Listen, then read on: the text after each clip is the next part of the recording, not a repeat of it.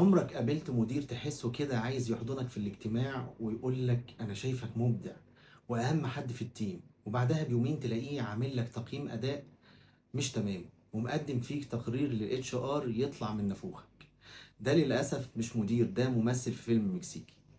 تعالوا النهارده احكي لكم ريل ستوري حصلت في واحده من اشهر الشركات العالميه، وبتعلمك ان احيانا المدير اللي دايما بيضحك في وشك بشكل مبالغ فيه ممكن يكون بيحفر لك حفره تحت كرسيك وانت مش واخد بالك.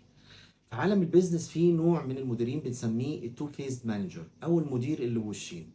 قدامك تلاقيه ما شاء الله سبورتيف قوي، ومن ورا ظهرك اعوذ بالله تلاقيه ديستراكتيف قوي.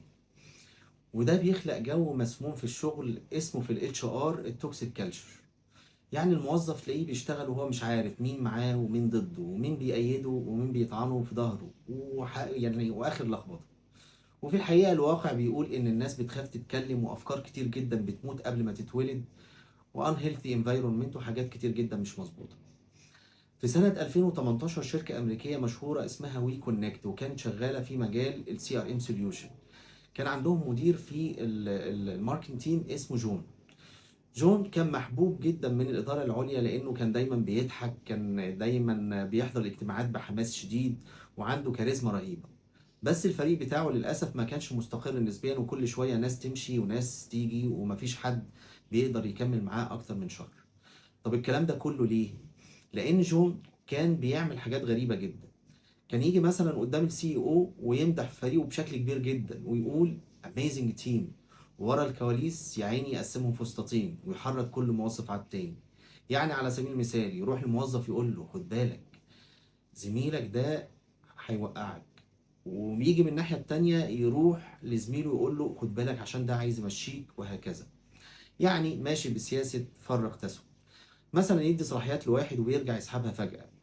يحط لك تاسك معين وبعدين يقول لك انا ما قلتلكش اعمل كده، انت عملت كده ليه؟ وفي مره حصلت ازمه كبيره جدا بسبب كامبين هو كان مسؤول عنها وكانت بتاعه منتج مهم، والحمله للاسف فشلت بسبب التارجت اودينس اللي ما كانش مظبوط، والشركه خسرت حوالي 2 مليون دولار بسبب الخطأ ده. بعدها التوب مانجمنت عمل ميتنج طارئ لجون وفريقه، وجون وقتها قال في الاجتماع انا قلت للتيم يراجع بس واضح انهم مهملين. واحدة من الموظفين اللي كانوا في التيم كانت دايما ساكتة، فتحت الايميل لوج ولقت ان جون بنفسه وافق على التارجت اودينس، وكان كاتب بيرفكت جو اهيد. قدمت ده كايفيدنس في الميتنج، وجون وقتها تم استبعاده فورا.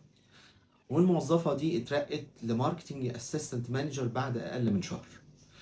وهنا نطلع ببعض النتائج المهمة جدا، وهي ان التو فيسد مانجر بيضر الشركة اكتر من الموظف، ده حد مسؤول مش موظف صغير. التراست لما بتتكسر الانتاجية بتنهار بشكل كبير جدا. الناس الهادية مش دايما ضعيفة، اوقات بيبقوا المنقذين الحقيقيين للبيزنس. وان الشفافية دي حاجة مهمة جدا وضرورية في الإدارة. طب ايه اللي نتعلمه النهاردة من الحدوتة؟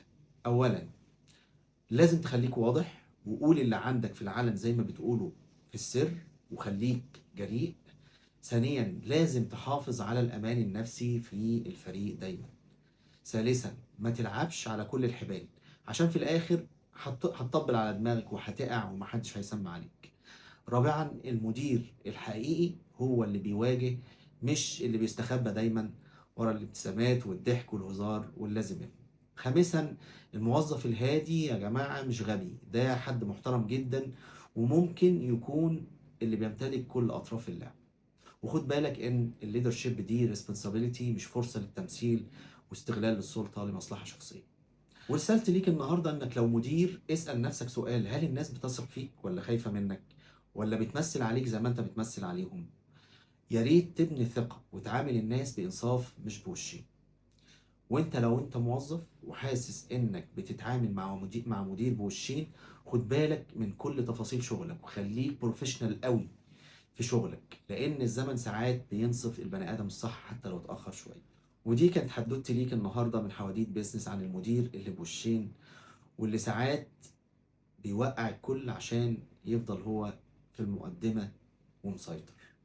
لو عجبتك الحدوته اعمل لايك وشاركها مع حد ممكن يستفيد، واكتب لي في الكومنتات تحب الحدوتة الجاية تكون عن إيه، ومين عارف ممكن تكون حدوتك أنت المرة اللي جاية.